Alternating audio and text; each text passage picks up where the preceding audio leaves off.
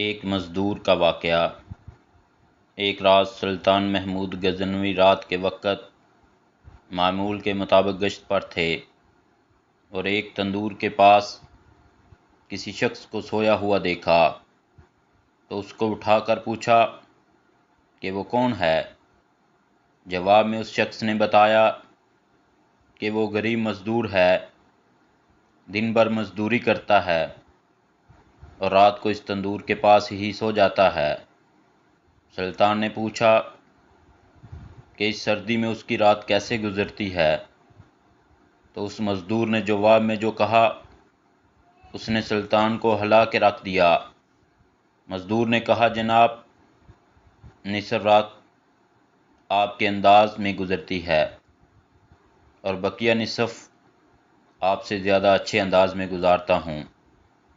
سلطان نے بڑی حیرت سے پوچھا کہ وہ کیسے؟